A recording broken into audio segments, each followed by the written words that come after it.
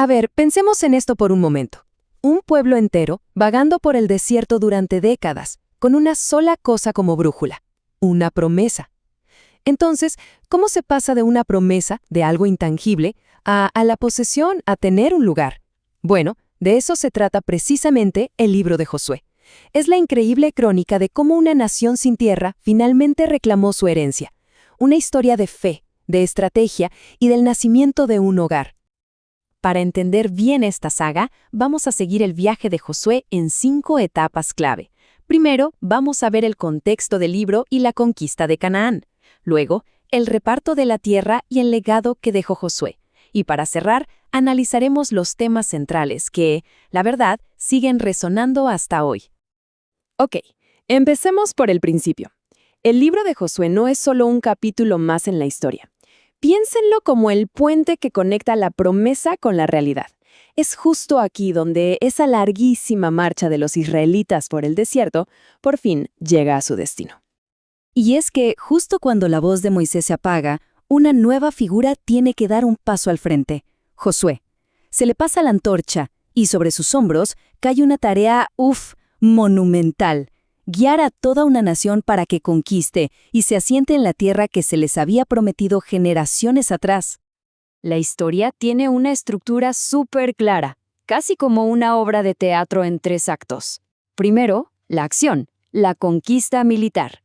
Después, el, delicado arte de distribuir esta tierra. Y finalmente, el cierre, las palabras de despedida de su líder. Así que empecemos por la parte más movida. Aquí es donde la historia se vuelve pura acción. Pero ojo, no se trata solo de tácticas y batallas, ¿eh? El libro nos muestra que cada enfrentamiento es, en realidad, una prueba de fe. La verdadera guerra no se libra solo con espadas, sino con obediencia. La campaña, la verdad, avanza con una lógica militar impecable. El primer paso es cruzar el río Jordán, un acto milagroso que de alguna manera sella la autoridad de Josué. Inmediatamente después, se enfrentan a su primer gran desafío, Jericó. Una vez que cae ese bastión, la estrategia se despliega de forma muy sistemática, asegurando primero todo el sur y luego el norte. Y entonces se topan con el primer gran mulo, literal y figuradamente. Es que Jericó no era una aldea cualquiera, era una ciudadela imponente, una fortaleza que parecía gritar imposible. Es el primer gran examen para este pueblo y para su nuevo líder. La lógica militar de la época diría que era una misión suicida. Imagínense, murallas altas, defensores preparados, las probabilidades estaban totalmente en su contra. Entonces, ¿cómo derribar lo inderribable? ¿Cuál podría ser la estrategia? Pues resulta que la estrategia no estaba en un mapa de batalla, sino en la obediencia absoluta. El libro nos dice que la victoria no vendría por la fuerza de sus armas, sino por la fuerza de su fe y su disposición a seguir al pie de la letra unas instrucciones que, francamente, desafiaban toda lógica. Este es, por así decirlo, el verdadero manual de guerra de Josué. Justo al inicio, se le da esta instrucción clave. El éxito no se iba a forjar afilando la espada, sino meditando en la ley día y noche. La obediencia, esa era su arma más poderosa. Bien, con las batallas ya ganadas, el polvo se asienta y la misión da un giro de 180 grados. Ahora ya no se trata de conquistar, sino de construir. La era del soldado le da paso a la era del colono.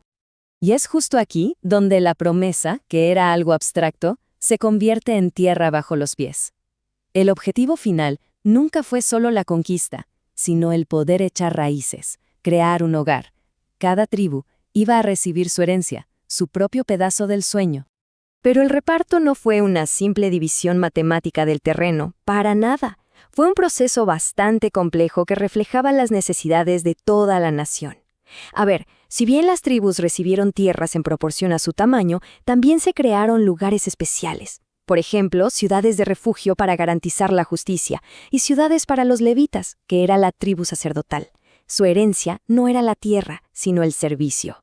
Este es el momento cumbre que conecta generaciones, una promesa susurrada a Abraham siglos atrás.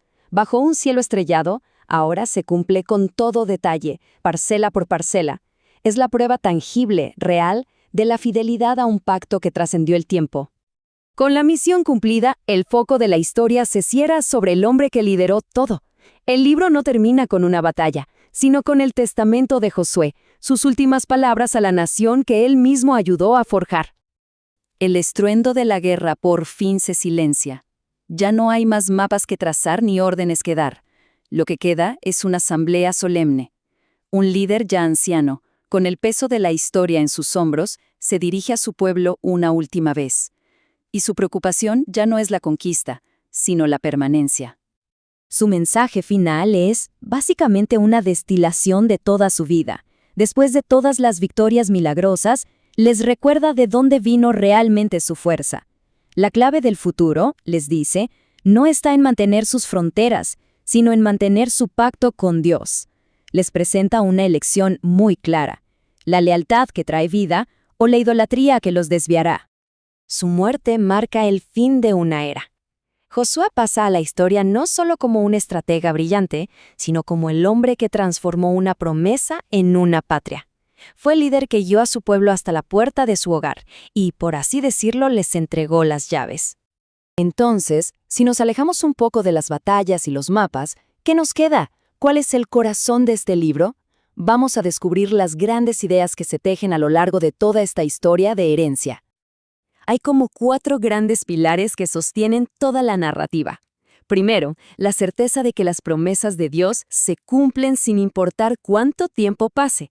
Segundo, que la victoria no depende de la fuerza, sino de la fe y la obediencia.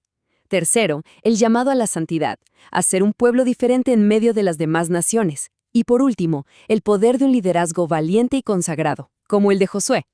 En esencia, el libro de Josué es más que una crónica de guerra. Es un mapa que muestra el camino de la promesa a la posesión.